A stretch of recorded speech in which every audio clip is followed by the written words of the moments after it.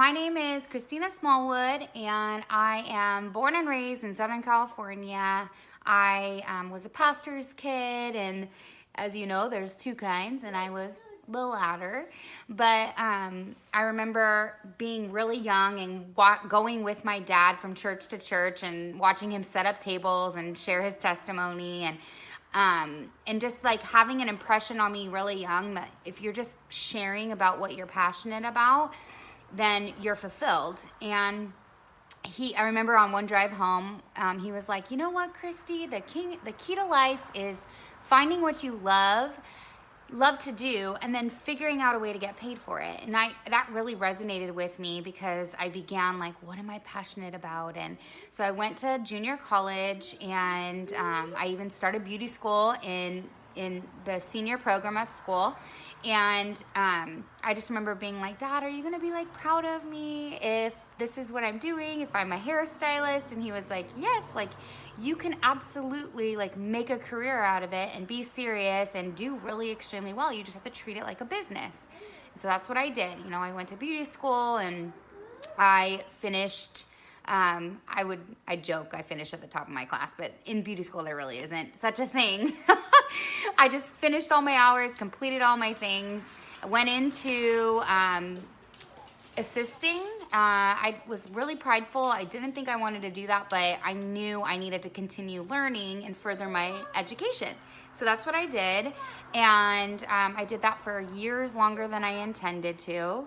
And I remember being nervous to go on my own, and when I finally did, I felt like this freedom of, oh my gosh, like it was so empowering to be finally a booth renter. And I worked so hard, and I became a product educator in salons, and then I became me and my girlfriend started a wedding business doing hair and makeup for events every weekend, you know, and then that picked up. And, you know, like to date, I think Privé Beauty Group does like a couple hundred weddings a year, which is awesome. A team of 16, it's incredible. And then, so I was working behind the chair. I was working as a product educator on my like downtime or time off. And then I, you know, was doing the weddings every single weekend. And I loved it all. I loved everything about the salon life, and just having my hands in hair and connecting with women. And I've always been a girl's girl. And of course I had clients that would come in and sell, you know, they did direct sales and they sold different things. And I was just like, I mean, that sounds cool. Like, why not make more money? You know, like that's an amazing thing. I know as a hairstylist, I can only make what I'm actually working behind the chair doing when I'm on my feet, right? And of course we would make commissions on products sold in salon, and it was minimal. It wasn't like, you know, thousands of dollars or anything, but it helped. And then the first thing that happened was my husband and I met my husband. I joked that like I was married to him, and then I, you know, married my career too, you know, but we were, you know, love, marriage, and then we were just missing that baby in the baby carriage part, and found ourselves diagnosed with infertility, which I, you know, was devastated. I'll never forget. I was literally in the middle of working and got the phone call that, you know, they asked me to sit down and said that I had low AMH levels and that it was going to be unlikely that I got pregnant naturally and based on what they saw. And so long story short, I gave myself 24 hours to like have this pity party. And then, you know, we joke because I came home and I was like, do you still love me? Like, do you love me? And he's like, what am I, a medieval king? You know, like make babies for me or leave? Like, you know, and we joke, but that's how I felt. And if you're a woman that's dealt with it, you know what that feels like your body, the part that makes you a woman is like broken, you know? So I worked through my grief. I got we went into the adoption fairly quickly. We got matched quickly. And I just remember like scheduling doctor's appointments and then going in between work. And I was like, look, I'm already a working mom, you know, and I thought I had it all figured out. And obviously, if you're a mom, you know, like you never really have it figured out. So got to that point where I was leaving a wedding. I'll never forget. I was down in San Diego doing a wedding, which is a couple hours from where I lived. And I got a text from our birth mother, our expectant mom at that time, that she was leaking and her dad was going to take her to the hospital. So jammed to the hospital. They're like, we're going to keep her at bay, you know, and our due date was for end of September, and this was July. And they're like, we're going to keep her here for like as long as we can, like at max, we can keep the baby in for about 2 weeks. So I'm like, oh my gosh, we have 2 weeks until a baby. Go home, pound the wine, drink, you know, and worry about what I'm going to do with all my clients and my whole life for the next 2 weeks, you know. So I wake up to a text the next morning that the baby is born, and I'm like, oh my gosh, like, what am I going to do about this? She's born. Like, Josh, wake up. She's born. Like, we're already the worst parents ever. And the whole way to the hospital, I'm so worried about my clients and who's going to do what and who's going to who and who's taking care of who and who's got. And my husband is driving the whole way thinking, like, this is really early for a baby to be born, 9 weeks early. So we get there through the rigmarole, you know, we got to get the bracelets, and we see our, you know, now birth mom, and, you know, she's got to sign off for us to go see, and it's a rigmarole with the NICU. And I finally walk into the little room, and I lay my eyes on this, like, beautiful little girl that's just fighting for her life. She's 3 pounds, and I just remember, like, wanting to crawl in there and just say, like, it's like crazy because everything else just went away. Like, everything I had ever was worried about in my whole life was like, I just want to do my best by this baby that someone else gave me. Like, someone gave me their baby, placed their baby with me.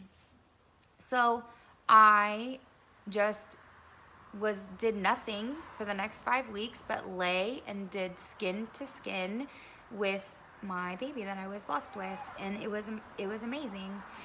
Now as a hairstylist, you realize you can't make money if you're not working, so that was hard. As the hospital bills climbed, you know, when my job declined, I found, like, okay, I really need to do something. I'm not just gonna do hair out of my sink at home. That's where hairstylists go to die, you know. And slowly but surely, my clients started messaging me, and I was like, I guess I can do it at my house. Like, oh, I don't want to be that person, but I have a preemie, and I don't want to leave her, and, like, you have to wear a hazmat suit when you come over because germs, and, like, it was a rough patch, you know.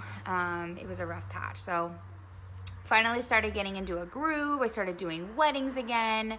I got the opportunity to work with Tamra Judge on the Real Housewives of Orange County. And so that was kind of crazy. And then my blog really took off, and we had a very busy and intense calendar with lots of contracts, in working with different brands and, you know, influencing or whatever.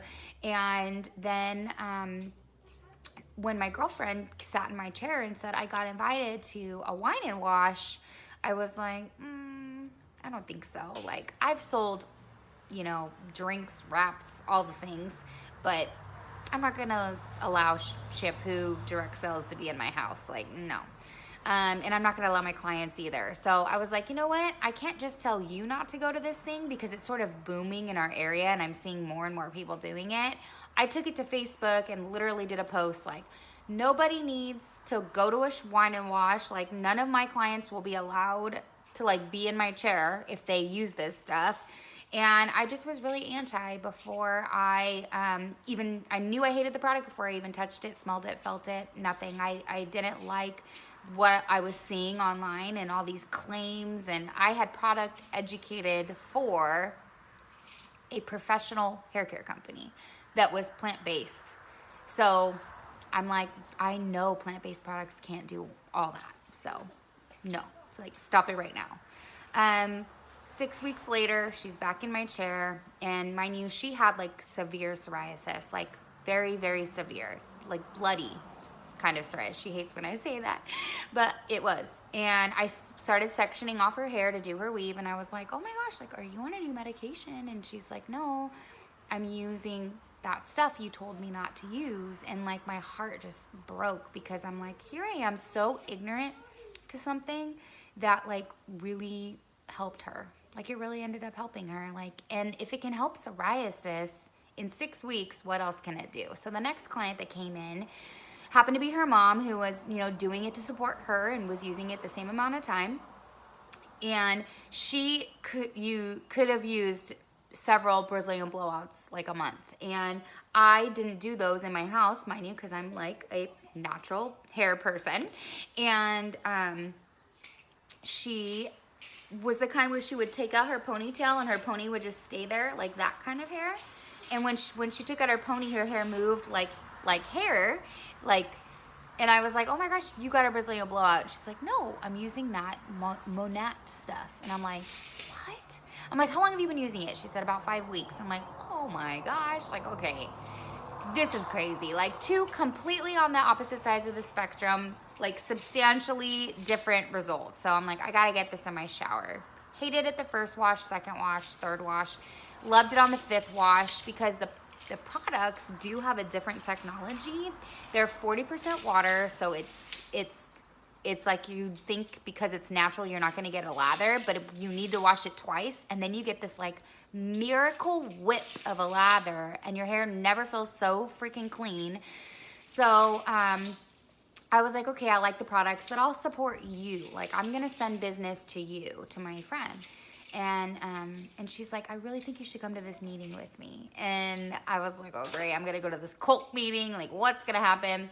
So go to this meeting, and I stand there and I watch all these women share. And I mean, they're like Cadillac earners, you know, like they've been in this company 5-6 months, and they've earned their cars. And they all live like close to each other. And I had never seen that in any of my years in a direct sales company. Usually it's like one girl has it and she's on the top and she's been in it for 3 years, and you know. And so I was like, there's something to this. And just them sharing about their story and how the company really does make it attainable. I was like, okay, if they can do this, I can do this. And both of my uplines were stay-at-home moms. They were not hairdressers by any means. And so I thought, oh my gosh, like maybe this will be easier for me as a hairstylist. And in some ways it is, but in other ways, the hair community does not want to be accepting of money. So that's been kind of interesting, but luckily I have amazing clients. And even Tamara Judge loves my products, you know, so it's wonderful, you know. And to date with the company, I've become a director. I earned my Cadillac in 6 months. And I say that because I want people to understand, like, the comp plan is there. And when you're thinking about joining a company, there's really 5 things to think about. And most people say, well, I love these products. Finley's here, my little angel. Hi. Most people say, well, I really like the product, so I'm gonna sell that. And that's great, and that's kind of always what I did, but as you may not know, but I never really was successful with any of those other companies. So there's really something to think about. Timing's everything. We are still a ground floor opportunity company. You can go to the mall and poll people. You ask 10 people if they've heard of Monat. Odds are probably 1 or 2 have, and that's really good odds, and that's a great place to start a business. Number 2, we're a consumable product, so it's not like just buying, you know, a jewelry where now I have this necklace, I'm gonna have it forever until it breaks, or I don't need to buy another one until it's a gift or something. With shampoo and products, you know, once it's gone, I'm a repeat. So, and people are gonna have the best results, so they are gonna continue to buy. And then not only that, but if you think about Shark Tank, they want to know something's proprietary, and they want to know that it's available for everybody. So men, women, children, now we have our pet line. There's just so much to think about I mean, everybody in the home, and it's pharmaceutical grade, medical grade products. I have a lot of chemo patients that use our regrow stuff because it's all natural and it combats hair loss a few different ways. Our Rejuvenate oil, which is what makes us different, right? So we have a consumable product, the timing's there. It's also a necessity. Like when budgets get tight, people don't say, okay, well, I'm not buying toilet paper or shampoo. And the price point is there because of how long the bottles last. It ends up being, I don't know, like $13 a bottle or something per month with how long it lasts, because it's so concentrated and so good quality, you use just a little bit. So the price is there, it's cost efficient. And then we don't have any competition. There's no other direct sales companies that are also selling hair care solely. We have other companies that I love their products, and they have some, but I even have women from those companies that buy our products for the performance. So we have the technology, which I always say is a strong point too. Like the man that formulated, our chief formulator, Jamie Ross, he also did like EOS lip balms, perfume strips in magazines, copper tone sunblock that like you could see it and then it fades, you know, so you know not to miss a spot. Like he revolutionized these products in these industries, and he really is set. I mean, I believe that Monat is like a pioneer for like this blend of science and natural products coming together for hair care good. And I've seen it with my own eyes, and I've seen it on all of my customers, and maybe you won't have this like, oh my gosh experience, but to use a product that is plant-based, free of harsh fragrance and chemicals, free of toxins, cruelty-free, made in the USA. I mean, it's really just, and to be able to bless a friend through purchasing, you know, and you know, we all want different streams of income, and that brings me to our comp plan. To date, we have paid out 3 to 5% higher in commissions than any other direct sales company. So I think that says something too, to be so new and already be paying more in commissions. Our company is four years old. I think we just had our 4th birthday, and we have 2 women in the $5 million club. They've earned that in commissions, not what they've sold a month. They literally have earned that in commissions. And then 16 or 17 in the $1 million club, which means they've earned $1 million in commissions. One of them is my upline, who is a stay-at-home mom, just like us, you know, us that are moms. So it's crazy. Honestly, it's been a whirlwind. I feel like my story is still being written. I don't really do hair behind the chair anymore. I get more time with my family. I'm just home today and decided to film this video because I wanted to share my story. And honestly, I really, it's so hard to crack people's mind to be open to this because of the direct sales stigma. But if you can, and you believe in yourself, and you want to just grow who you are. I have learned so much in the 18 months that I've been in this business, not only just about myself, but my strengths and my weaknesses. And we say a lot, the personal development is like so incredible there, and it is. But just like being empowering myself, and being able to know like, I'm the reason that we have that car, and I'm the reason that we go on these trips. And it's not just me, but it's we, and it's me and this team of women that we all work together, and we have so much fun, and they're so rewarding, you know. And a lot of us are Christians, and we're faith-based teams, and even our company will offer church. And I don't want that to turn anybody off because it's not in your face, but just knowing there's like this huge ethical camaraderie and community, and the whole vibe of the team is there, and it's just amazing. And I love being a part of Monat, and I am so grateful for Monat. And I hope that if you do decide to click join now and take the reins, I mean, you're watching this video for a reason, and you've gotten all the way to minute 19. And so I just encourage you to reach out to whoever shared this video with you, or me. If it was me, reach out to me. And yeah, I'm just excited for you and what's in store for you in the next chapter when you click join now.